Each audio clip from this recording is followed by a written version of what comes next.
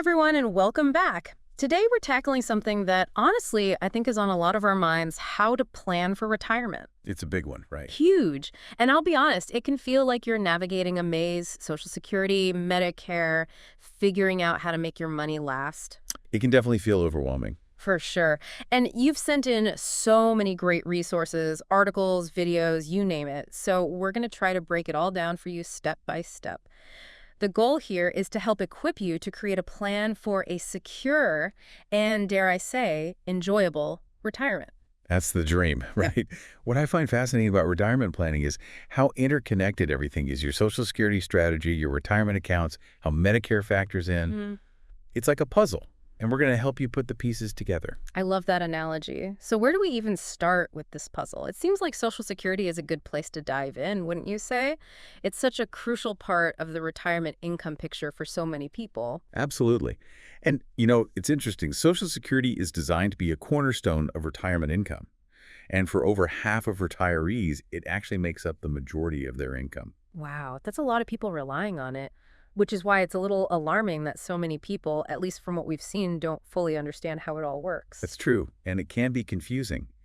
At its core, it's funded through those payroll taxes you see deducted from your paycheck. That money, in a nutshell, goes towards supporting current retirees. Then, when you reach a certain age, you can start claiming your own benefits. Okay, so let's unpack this whole full retirement age thing, because it's not as simple as it used to be, like turning 65 and retiring. It's a bit more nuanced now, right? Right. Full retirement age is when you can receive 100% of the benefits you've earned, but that age is gradually increasing. So if you were born in 1960 or later, full retirement age is 67. So if you were born earlier, it's a bit younger. But here's where it gets interesting. You can actually start claiming those benefits as early as 62. So what's the catch? Well, the trade-off is that your monthly benefits will be reduced if you claim before your full retirement age. On the flip side, you can delay claiming beyond your full retirement age. And if you do that, your benefits will increase each month you wait, up to age 70. Patience is a virtue. But one of the experts we looked at, James Connell, made a really interesting point when to claim Social Security isn't just about your individual timeline, you have to factor in your spouse's situation too, right? Absolutely, especially if there's a big difference in life expectancy between spouses. That makes sense. If one spouse might have a shorter lifespan, delaying might mean missing out on years of income. On the other hand, if one spouse is likely to live longer, coordinating when each of you claim can make a big difference in maximizing your benefits as a couple. This is where it gets really interesting, because then you bring in spousal benefits, survivor benefits. There's a lot tied into Social Security. There is. Spousal benefits, for example, let you potentially receive a benefit based on your spouse's work history if it's higher than yours, which can be huge for someone who maybe took time off to raise a family or had lower earnings for whatever reason. Then there are survivor benefits, which provide crucial support to a surviving spouse and dependents after their loved one passes away. It's like a safety net built into the system. And it makes you realize retirement planning isn't just this individual thing. It's really about planning for the future for you and your loved ones. Absolutely. And speaking of things people often don't think about until later, we have to talk about taxes on those Social Security benefits. Oh, right. It's not always smooth sailing with those benefits. So how do taxes play a role? It all comes down to something called your provisional income. Essentially, it's a combination of your adjusted gross income, any non-taxable interest, and half of your Social Security benefits. Depending on where you fall on the provisional income spectrum, a portion of your Social Security benefits might be taxable. So it's not just about looking at your Social Security income in isolation. It's about the bigger picture of your overall finances, right? Exactly. You can actually take steps to manage your provisional income and potentially reduce how much of your benefits are taxed, but we can delve into that a little bit later. Ooh, strategic planning. I like it. So we've talked about when you can start receiving those Social Security benefits, but is there a strategy for maximizing the amount you receive as well? Definitely. We touched on taxes, but the timing of when you start claiming those benefits can have a major impact on your overall retirement income. One expert highlighted that a dollar from Social Security can often be more valuable than a dollar from a traditional IRA or 401k after you factor in taxes. Okay, wait. Why would a dollar from Social Security be worth more than a dollar from, say, my retirement account? That doesn't seem intuitive at first. It's all about how those dollars are taxed. Money you withdraw from a traditional IRA or 401k is generally considered taxable income at your ordinary income tax rate. But Social Security benefits, remember, are only partially taxable, and that depends on your provisional income. So in some cases, a bigger chunk of your Social Security benefits could actually be tax-free, especially if you're in a lower tax bracket during retirement. Interesting. It's like a hidden bonus. Right. So even though Social Security might seem lower at first glance, it could potentially give you a better return after taxes, especially compared to those traditional retirement accounts.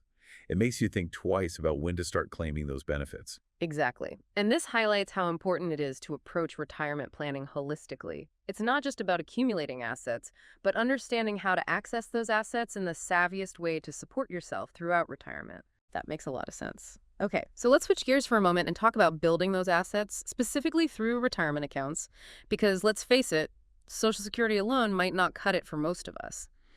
It is a little concerning, though, that almost half of private sector workers don't even have access to employer-sponsored retirement plans. It's a real problem. It really emphasizes how crucial it is for individuals to be proactive about their retirement savings. But luckily, there are options, even if your employer doesn't offer a plan. Let's talk about those options. So let's start with the 401k, since that's the one we hear about most often. You mentioned earlier how important it is to think about your retirement holistically. Are 401ks part of that big picture approach? Absolutely. A 401k is a type of retirement account called a defined contribution plan. This basically means you contribute money, and often your employer will too. The money you put in is usually pre-tax, which can lead to some nice tax savings over time. And one of the biggest perks of a 401k is employer matching. Okay, break that down for me. What does employer matching actually mean? I feel like I hear about it all the time, but I'm not always sure I understand what it means for me personally. It's essentially free money. Many employers will match a percentage of the contributions you make to your 401k, up to a certain limit. So it's like getting a guaranteed return on your investment right off the bat. That's amazing. It definitely motivates you to contribute as much as you can if your company is offering a match. What if your employer doesn't offer a 401k at all, or you just want to save even more for retirement? What are your options then? That's where individual retirement accounts, or IRAs, come in. There are two main types, traditional and Roth IRAs. Both have tax advantages, but they work a bit differently. All right, so let's break down those differences. Traditional versus Roth, what's the deal? With a traditional IRA, your contributions are typically tax deductible. This means you lower your taxable income in the year you contribute, and then you only pay taxes when you withdraw the money in retirement. So it's like delaying those taxes. Exactly. Roth IRAs, on the other hand, use after-tax dollars, so you pay taxes on the money up front. But when you withdraw in retirement, it's completely tax-free. So it's about choosing between getting a tax break now or having tax-free money later. I guess choosing between traditional and Roth depends on your situation and whether you think you'll be in a higher or lower tax bracket when you retire, right? Exactly. There's no right or wrong answer. That's why it's so important to consider your own personal circumstances. It's all about strategy. But these accounts aren't just about saving money. They're about making that money grow too, right? Absolutely. You actually get to choose how your money is invested within these accounts. You can pick from options like stocks, bonds, and mutual funds, so it allows you to really customize your portfolio based on your risk tolerance and what you're hoping to achieve. This is where I think a lot of people start to feel lost because investing can be intimidating. One of the videos you shared, the one about 401k, actually talked about something called target date funds, which are designed specifically for retirement accounts. Okay, target date funds. That sounds kind of intriguing. How do those work? Basically, you choose a fund based on the year you plan to retire, and the fund managers take care of the rest. They adjust the investments over time, becoming more conservative as you get closer to retirement. So it's like a set it and forget it approach for your investments. Exactly. That's good to know for people like me who aren't necessarily comfortable choosing individual stocks and things like that. It can definitely simplify things. Okay, so we've covered Social Security, different types of retirement accounts. Let's shift gears a bit and talk about Medicare, because that can be another big source of confusion when it comes to planning for retirement. It definitely can be. What's the most important thing to keep in mind about Medicare, would you say? The biggest thing is that it's federal health insurance, mainly for those 65 and older. But here's the thing that surprises a lot of people. It doesn't cover everything. Oh, that's important to remember. Medicare isn't a one-stop shop for all your healthcare costs in retirement. What are we missing? So Medicare is divided into four main parts. Part A, B, C, and D. Part A is what covers hospital stays, and then Part B covers things like doctor visits and outpatient services. So those are the core parts of what's called original Medicare, right? Yes. Then there's Part C, also known as Medicare Advantage, which is where it gets a little more complicated. These plans are offered by private insurance companies that contract with Medicare, and they provide your Part A and Part B benefits, often bundled with extras like vision, dental, or hearing. So it's like a package deal for your Medicare. You got it. And lastly, there's Part D, which covers prescription drugs. You can get it as a standalone plan or bundled with a Medicare Advantage plan that includes drug coverage, so you've got options there too. Wow, that's a lot to consider. So it sounds like there are a lot of choices to make when it comes to Medicare. Original Medicare, Medicare Advantage, prescription drug plans. Do any of the sources you looked at give any advice on figuring out which path is right for you? One of the YouTube videos you sent, the one from Medigap Seminars, does a really good job of comparing original Medicare with Medicare Advantage plans. It really highlights the differences when it comes to things like network limitations, coverage options, and how much you might have to pay out of pocket. What were some of the biggest things that stood out to you? One of the major differences is that with original Medicare, you have more flexibility. You can see any doctor or provider who accepts Medicare, so there are no network restrictions.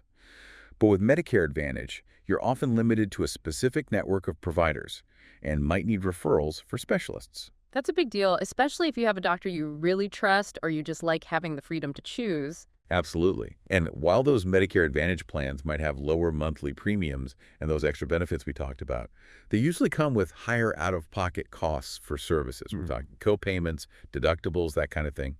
One of the videos actually shared a story about someone with a Medicare Advantage plan who got hit with a $30,000 medical bill for cancer treatment because they didn't get pre-authorization. Wow, that's a scary thought. It is, and it makes you realize it's not just about the monthly premium. It's about understanding those potential costs down the road, too.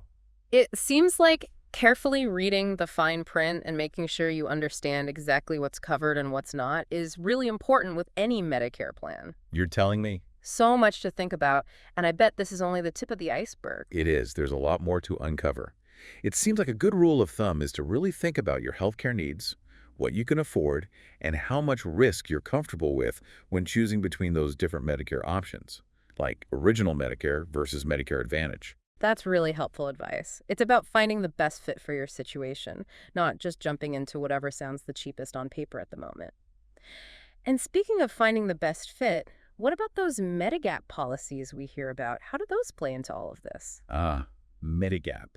Those are supplemental insurance plans that are specifically designed to fill in those gaps in coverage that original Medicare doesn't cover. So they help cover those extra costs that can add up, like deductibles, co-payments, co-insurance, that kind of thing, right? You got it.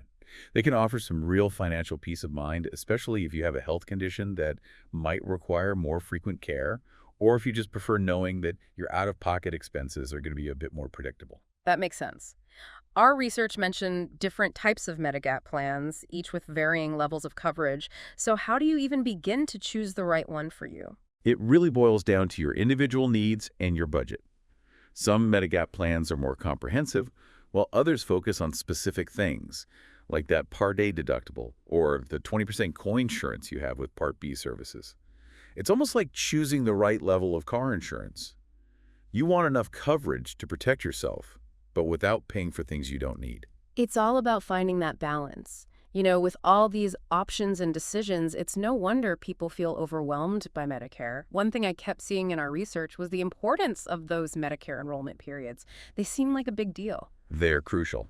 Missing a deadline can mean penalties or delays in coverage, which is the last thing you want when you're trying to plan for retirement. So you really need to be on top of it. One source mentioned that the initial enrollment period for Medicare starts 3 months before you turn 65, includes your birth month, and lasts for 3 months after your birthday. That's a 7-month window to sign up for Parts A and B without getting hit with penalties. It's a critical time for anyone approaching 65. But there are also special enrollment periods for people who are still working and have coverage through their employer. So you don't have to rush into Medicare if you're still covered under a group health plan. What a relief. Exactly. You can delay enrolling in Medicare without penalty as long as you're actively employed and have health insurance through an employer with 20 or more employees. Okay, so there's some flexibility there, which is good to know. But it sounds like understanding those deadlines and really understanding your options is super important so you don't get caught off guard. I couldn't agree more. And if you're ever unsure, reaching out to Medicare directly or talking to a knowledgeable insurance broker can be incredibly helpful. They can walk you through the entire process and make sure you're making the best choices for your situation. It's always good to have a guide, especially when you're navigating something this important. Speaking of guides, we've covered so much ground today. Social Security, retirement accounts, Medicare, and all the planning that goes into each piece. It's a lot to digest. What would you say are the key takeaways for our listeners who are on this journey toward retirement? I think the biggest takeaway is that there's no one-size-fits-all approach to any of this. It's about understanding the rules, exploring what your options are, and then making informed decisions that align with your own individual goals, values, and what you want your retirement to look like. It's about taking charge of your future, creating a plan that reflects your vision, not just following a generic checklist. Exactly. And it's an ongoing process, too. Retirement planning isn't a one-time thing. It's about reviewing your plan regularly, making adjustments as needed, and seeking professional guidance whenever you need it. So where can people go for that personalized guidance? Did our sources mention any resources that might be helpful for listeners who want help with retirement planning? Several. The AARP website is a fantastic resource. They have tons of information and tools for retirees. There's also the Medicare Coach YouTube channel, which has a lot of helpful tips and guidance on navigating the Medicare maze. Oh, I'm adding this to my list right now. And of course, talking to a financial advisor who specializes in retirement planning can be invaluable. They can help you look at your whole financial picture and create a tailored strategy to reach your goals. Absolutely. A good financial advisor can be like a trusted partner in helping you navigate all the complexities of retirement planning and make confident decisions about your future. It's like having a coach in your corner. So as we start to wrap up this deep dive into retirement and Medicare planning, what's one thought-provoking question you want to leave our listener with today? That's a great question. I think the most important question to ask yourself is this. If you could design your ideal retirement lifestyle, what would it look like? And what steps can you start taking today to turn that vision into a reality? It's about turning those retirement dreams into actionable steps. I love that. It's so easy to get caught up in the day-to-day that we forget to think about the bigger picture. You're so right. It's so easy to get caught up in the now that we put off planning for the future. But even taking those small steps today can make a huge difference down the road. Absolutely. Even just starting the conversation, getting comfortable with these concepts, I think that in itself can be really empowering. Well said. This deep dive has been incredibly eye-opening, to say the least. So thank you so much for breaking it all down and for joining us today. Oh, it's been my pleasure, truly. I always enjoy our conversations. And to our listeners, we hope this has given you a solid foundation to really start thinking about your own retirement journey. Remember, knowledge is power. And you've got this. That's right. Until next time.